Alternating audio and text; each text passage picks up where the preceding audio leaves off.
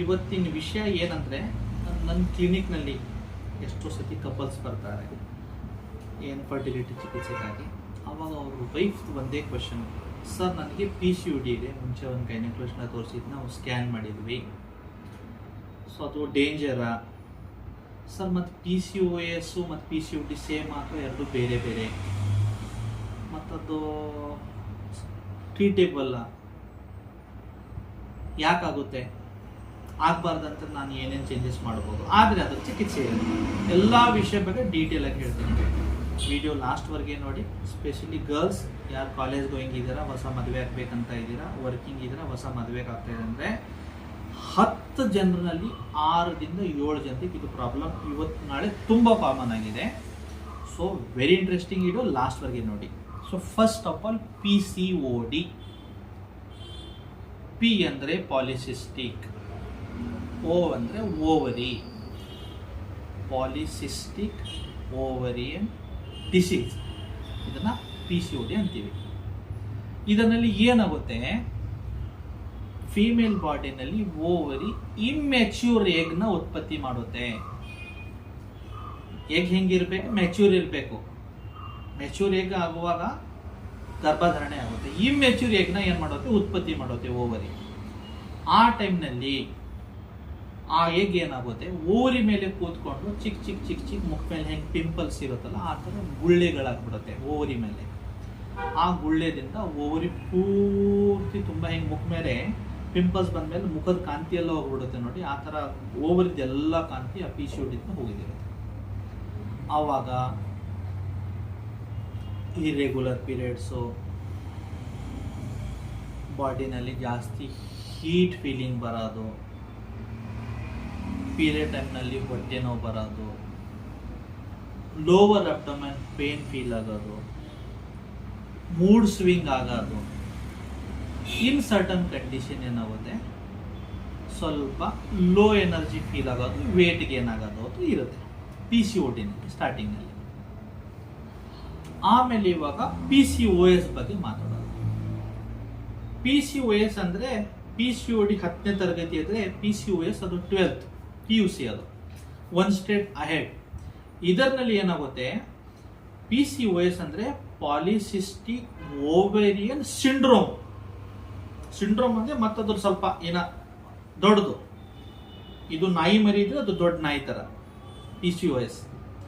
ಇಲ್ಲಿ ಏನಾಗುತ್ತೆ, female ಬಾಡಿನಲ್ಲಿ androgen ಏನಿರುತ್ತಲ್ಲ ಅದರದ್ದು ಉತ್ಪತ್ತಿ ಜಾಸ್ತಿ ಆಗುತ್ತೆ. ಆಂಡ್ರೋಜನ್ ಇದೆ ಮೇಲ್ ಸೆಕ್ಸುವಲ್ ಹಾರ್ಮೋನ್. ಈಗ ಪುರುಷರ ಹಾರ್ಮೋನ್ ಮಹಿಳೆಯರ ಬಾಡಿನಲ್ಲಿ ಜಾಸ್ತಿ ಆದರೆ ಸ್ವಲ್ಪ ಉಲ್ಟ ಅಲ್ಲ, ಅನ್ಯಾಚುರಲ್ ಅಲ್ಲ. ಆವಾಗ ಇರೆಗ್ಯುಲರ್ ಪೀರಿಯಡ್ಸು, ಪ್ರೆಗ್ನೆನ್ಸಿನಲ್ಲಿ ಡಿಲೇ, ಮುಖ ಮೇಲೆ ಕೂದಲು ಬರೋದು, ಸ್ವಲ್ಪ ದಪ್ಪ ಆಗೋದು, ಫೇಸಿಯಲ್ ಪಫಿನೆಸ್ ಅಂದ್ರೆ ಮುಖ ದಪ್ಪ ಆಗೋದು, ಸೈಕಲ್ ರೆಗ್ಯುಲರ್ ಆಗಿ ಇಲ್ಲ, ಸೈಕಲ್ ಬಂದರೆ ನೀವು 3 ತಿಂಗಳು 6 ತಿಂಗಳು 1 ಅಥವಾ 2 ತಿಂಗಳು ಸ್ವಲ್ಪ ಸ್ವಲ್ಪ ಸ್ಪಾಟಿಂಗ್ ಆಗಬೇಕು ಮತ್ತು ಸ್ಟಾಪ್ ಆಗೋದು.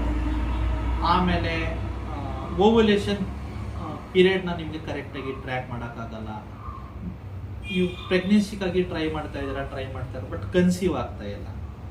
ಸೊ PCOS ಏನಂದ್ರೆ ಸ್ವಲ್ಪ ಲಾರ್ಜರ್ ಆಸ್ಪೆಕ್ಟ್, ಇನ್ನು ಸ್ವಲ್ಪ ಎಕ್ಸ್ಟ್ರಾ ಆಯಿತು. ಇವು ಎರಡು it is A life style disorder. ಇದು ನೀವು ನಿಮ್ಮ ಬಾಡಿನಲ್ಲಿ ಅದನ್ನು ಇನ್ವಿಟೇಷನ್ ಕೊಟ್ಟು ತರಿಸಿದ್ದೀರಾ. ಸರ್ ನಾವು ಯಾಕೆ ಸರ್ ನಾವು ಕಾಯಿಲೆ ಬರ್ಬೇಕಂತ ಇನ್ವಿಟೇಷನ್ ಕೊಡ್ಬೋದಾ ಅಂತ ನೀವು ಕೇಳಿರ್ತೀರ. ನೀವು ಯಾವಾಗ ಇನ್ವಿಟೇಷನ್ ಕೊಟ್ಟಿದ್ದೀರಾ ಅಂತ ನಾನು ಹೇಳ್ತೀನಿ. ಯಾವ ದಿನ ಅಲ್ಲಿ ಕಮರ್ಷಿಯಲ್ ಸ್ಟ್ರೀಟ್ನಲ್ಲಿ, ಬ್ರಿಗೇಡ್ ರೋಡ್ನಲ್ಲಿ ಅಥವಾ ಅಲ್ಲೆಲ್ಲ ಚಾಟ್ಸ್ ಅಂಗಡಿನಲ್ಲಿ ಹೋಗಿ ಗೋಬಿ ಮಂಚೂರಿಯನ್ ತಿನ್ನುವಾಗ ಅದು ದುಡ್ಡು ಕೊಟ್ಟು ಗೋಬಿ ಮಂಚೂರಿಯನ್ ಕೊಟ್ಟಿದ್ದೀರಲ್ಲ, ಮೋಮೋಸ್ ತಿಂದಿದ್ದೀರಲ್ಲ, ಪಿಜ್ಜಾ ತಿರುಗಿದ್ದೀರಲ್ಲ, ಬರ್ಗರ್ ತಿಂದಿದ್ದೀರಲ್ಲ, ಆ ದಿನ ಎಲ್ಲ ಇವನಿಗೆ ಇನ್ವಿಟೇಷನ್ ಕೊಟ್ಟು ಬಂದ್ರು, ಬಾ ಅಪ್ಪ ನಮ್ಮ ಮನೆಗೆ ಅಂತ ಮದುವೆಗೆ. ಒಂದು. ಎರಡನೇದು, ಯಾವ ದಿನ ಲೇಟ್ ನೈಟ್ ನೀವು ಊಟ ಮಾಡಿದ್ದೀರಾ,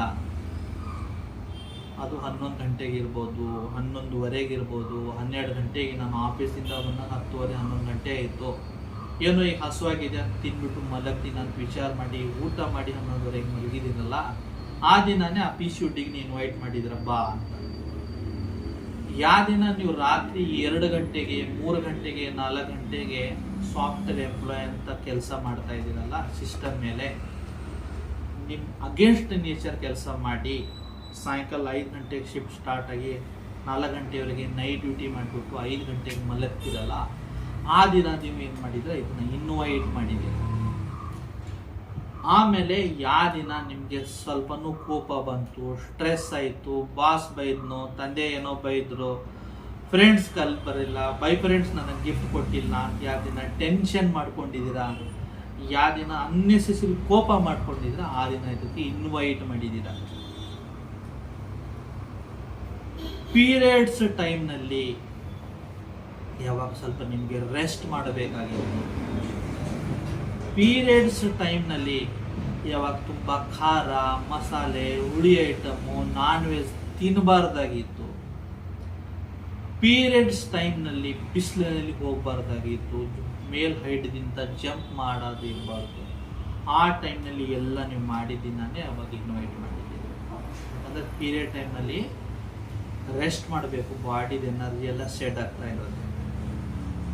ಸೊ ಇವೆಲ್ಲ ಪ್ರಾಬ್ಲಮ್ದಿಂದ ಏನಾಗಿದೆ, ಇದು ಇನ್ವಿಟೇಷನ್ ಕೊಟ್ಟು ತರಿಸಿದ ಕಾಯಿಲೆ PCOS ಮತ್ತು PCOD. ಸರ್ ಬರೀ ಹೆದರ್ಸ್ತಾ ಇದ್ದೀರಾ ಸರ್, ಆಯಿತು ತಪ್ಪಾಯಿತು, ಇವಾಗ ಏನು ಮಾಡಲ್ಲ, ಇವಾಗ ಫರ್ದರ್ ಏನು ಮಾಡಲಿ ಸರ್ ಹೇಳಿ ಅಂತ ಒಂದು ಟಾರ್ಗೆಟ್ ಇಟ್ಕೊಳ್ಳಿ. ನೆಕ್ಸ್ಟ್ ಒಂದು 3 months 6 months ನಾನು ಔಟ್ಸೈಡ್ ತಿನ್ನಲ್ಲ. ನೆಕ್ಸ್ಟ್ 3 months 6 months ನಾನು ಪ್ರಾಪರ್ 7 to 8 hours ಮಲಗ್ತೀನಿ. ನೆಕ್ಸ್ಟ್ ಒಂದು 6 ತಿಂಗಳು ಹೆಲ್ದಿ ಫುಡ್ಡು, ಅದರಲ್ಲಿ ಮೊಳಕೆ ಹೊಡೆದಿದ್ದ ಕಾಳುಗಳು, ಸ್ಪ್ರೌಟ್ಸ್ ಇರ್ಬೋದು, ನಾಟಿ ಹಸುವಿನ ತುಪ್ಪ ಇರ್ಬೋದು, ಅದು ದಾಳಂಬ್ರೆ ಇರ್ಬೋದು, ಫ್ರೆಶ್ ಗ್ರೀನ್ ವೆಜಿಟೇಬಲ್ಸ್ ಇರ್ಬೋದು, ಮನೆ ಊಟ ಅಂತ ತಿಳ್ಕೊಳ್ಳಿ. ಔಟ್ಸೈಡ್ ಊಟ ಅವಾಯ್ಡ್ ಮಾಡಿ. ಒಳ್ಳೆ ಆಹಾರ, ಒಳ್ಳೆ ನಿದ್ರೆ, ಪೀರಿಯಡ್ಸ್ ಟೈಮ್ನಲ್ಲಿ ಪ್ರಾಪರ್ ರೆಸ್ಟ್, ಇಷ್ಟು ಮಾಡಿ ಈ ಪ್ರಾಬ್ಲಮ್ನ 80% ನೀವೇ ನ್ಯಾಚುರಲ್ ಆಗಿ ಅದನ್ನು ಕಂಟ್ರೋಲ್ ಮಾಡ್ಬೋದು. ಒಂದು 20% ಕಾಯಿಲೆಗೆ ಮಾತ್ರ ನೀವು ಡಾಕ್ಟರ್ ಹತ್ರ ನಮ್ಮ ಥರ ಯಾರೋ ಪ್ರಾಕ್ಟೀಸ್ ಮಾಡ್ತಾ ಇರಲ್ಲ ಅವ್ರ ಹತ್ರ ಹೋಗ್ಬೋದು. ಅದು ಯಾಕೆ, ಸ್ವಲ್ಪ ವೇಟ್ ಗೇನ್ ಆಗ್ತಾ ಇದೆ, ಮುಖ ಮೇಲೆ ಪಿಂಪಲ್ ಜಾಸ್ತಿ ಆಗಿದೆ, ಮುಖ ಮೇಲೆ ಪುರುಷರ ಥರ ಕೂದಲು ಕಾಣಿಸ್ತಾ ಇದೆ, ಆಮೇಲೆ ಓವರಾಲ್ ಸ್ವಲ್ಪ ಪೀರಿಯಡ್ ಟೈಮ್ನಲ್ಲಿ ಕರೆಕ್ಟಾಗಿ ಬ್ಲೀಡಿಂಗ್ ಆಗ್ತಾ ಇಲ್ಲ ಅಂತ, ಅವಾಗ ಏನು ಮಾಡಬೇಕು, ಯಾವುದು ಗೈನಕಾಲಜಿಸ್ಟ್ ಹತ್ರನೋ ಆಯುರ್ವೇದಿಕ್ ವೈದ್ಯರ ಹತ್ರನೋ ಹೋಗ್ಬಿಟ್ಟು ಚಿಕಿತ್ಸೆ ಪಡಬೇಕು. ಮತ್ತೊಂದು ಇದರಲ್ಲಿ ಏನು ಹೇಳ್ತೀನಿ, ತುಂಬ ಜನ ಏನು ಮಾಡ್ತಾರೆ, ಇಮ್ಮಿಡಿಯೇಟ್ಲಿ ಹಾರ್ಮೋನಲ್ ಥೆರಪಿ ಕೊಡೋಕೆ ಸ್ಟಾರ್ಟ್ ಮಾಡ್ತಾರೆ. ನ್ಯಾಚುರಲ್ ಹಾರ್ಮೋನ್ಸ್ನ ಬಾಡಿನಲ್ಲಿ ನಾವು ಡಿಸ್ಟರ್ಬ್ ಮಾಡಬಾರ್ದು. ಎಷ್ಟಾಯ್ತು ಅಷ್ಟು ನ್ಯಾಚುರಲಿನೇ ಅದನ್ನು ರೆಡಿ ಮಾಡೋದು ಪ್ರಯತ್ನ ಮಾಡಬೇಕು. ಲೈಫ್ ಸ್ಟೈಲ್ ಮಾಡ್ಯುಲೇಷನ್ನು, ಸರ್ಟನ್ ಆಯುರ್ವೇದಿಕ್ ಮೆಡಿಸಿನ್ಸ್ ಇರುತ್ತೆ. ಆಯುರ್ವೇದಿಕ್ ವೈದ್ಯರ ಸಲಹೆ ತೊಗೊಂಡ್ಬಿಟ್ಟು ಒಂದು ಶತಾವರಿ ಅಂತ ಪೌಡರ್ ಸಿಗುತ್ತೆ. ಶತಾವರಿ ಪೌಡರು ಪ್ರತಿಯೊಬ್ಬರು ಮಹಿಳೆಯರು ದಿನ ರಾತ್ರಿ ಮಲಗಬೇಕಂತೆ ಒಂದು ಅರ್ಧ ಗ್ಲಾಸ್ ಉಗುರ್ಬೆ ಚಾನಲ್ಲಿ ಅರ್ಧ ಸ್ಪೂನ್ ಮಿಕ್ಸ್ ಮಾಡಿಬಿಟ್ಟು ರಾತ್ರಿ ಕುಡಿದ್ರೆ ಮೈಂಡ್ ರಿಲ್ಯಾಕ್ಸ್ ಆಗುತ್ತೆ, ಹಾರ್ಮೋನ್ ಬ್ಯಾಲೆನ್ಸ್ ಆಗುತ್ತೆ. ಈ PCODನಲ್ಲಿ ಇರುವ ಎಕ್ಸೆಸ್ ಏನು ಹೀಟ್ದಿಂದ ಪಿಂಪಲ್ಸ್ ಏನಾಗಿತ್ತು ನೋಡಿ, ಆ ಹೀಟ್ ಕಂಟ್ರೋಲ್ ಆಗಿಬಿಟ್ಟು slowly natural pimples Karaga start ಆಗುತ್ತೆ.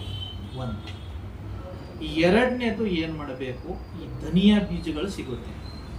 ದಿನ ರಾತ್ರಿ ಮಲಗಬೇಕಂದ್ರೆ 1 ಗ್ಲಾಸ್ ನೀರಿನಲ್ಲಿ 1 ಸ್ಪೂನ್ ಧನಿಯಾ ಬೀಜ ನೆನೆ ಹಾಕಿ ಬೆಳಗ್ಗೆ ಎದ್ದ ತಕ್ಷಣ ಬ್ರಷ್ ಆದಮೇಲೆ ಅದು ಧನಿಯಾ ಬೀಜ ನೀವು ಏನು ಮಾಡಿ, ಅದು ರಸ ಏನು ಇದೆಯಲ್ಲ ಅದು ರಸ ಕುಡೀರಿ, ಬೀಜ ಬಿಸಾಕ್ಬಿಡಿ.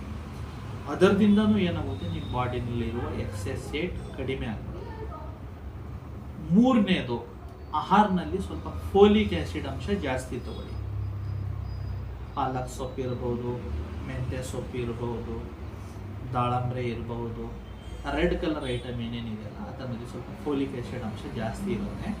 ಬೇರಿಗಿರ್ಬೋದು, ಸ್ಟ್ರಾಬೆರಿಗಿರ್ಬೋದು, ಅದು ಸ್ವಲ್ಪ ರೆಗ್ಯುಲರ್ ಆಗಿ ತಗೊಳ್ಳಿ. ಡೈಲಿ ಸ್ವಲ್ಪ ಯೋಗ ಮತ್ತು ಪ್ರಾಣಾಯಾಮ ಮಾಡಿ. ಯೋಗ ಪ್ರಾಣಾಯಾಮ ಯಾಕಂದರೆ ಮೈಂಡ್ ರಿಲ್ಯಾಕ್ಸೇಷನ್ಗೆ, ಸ್ಟ್ರೆಸ್ದಿಂದ ಆಗುವ PCODನಲ್ಲಿ ಯೋಗ ಪ್ರಾಣಾಯಾಮ ಇಸ್ ದ ಬೆಸ್ಟ್ ಮೆಡಿಸಿನ್.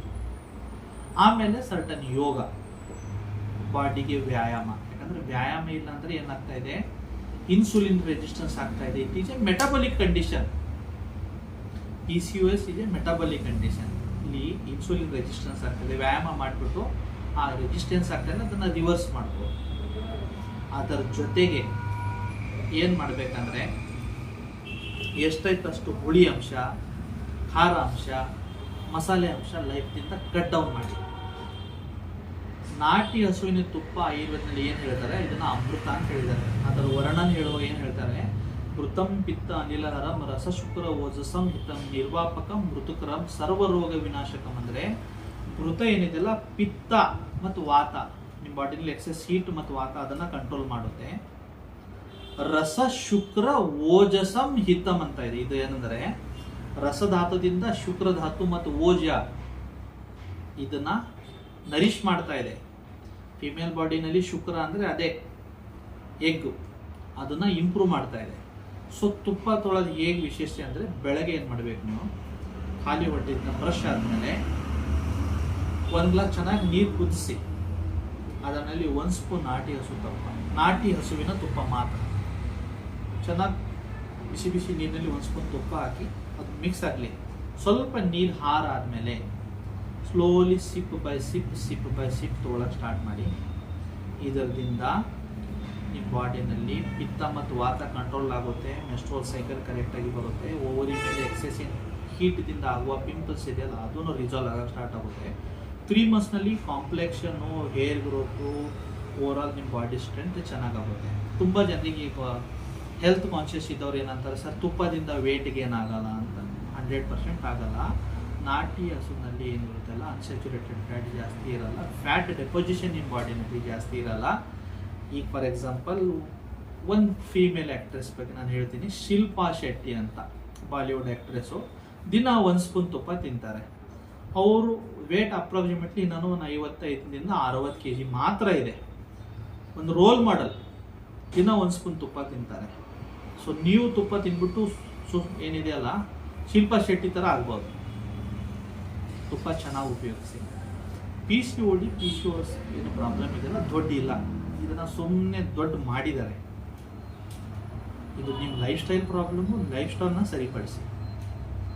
ನಿಮ್ಮ ಪ್ರಾಬ್ಲಮ್ ಅದು ಸೆಟಲ್ ಆಗಿಬಿಡುತ್ತೆ. 3 ಮಂತ್ಸ್ 6 ಮಂತ್ಸ್ ಬಾಡಿ ಟೈಮ್ ತೊಗೊಳುತ್ತೆ.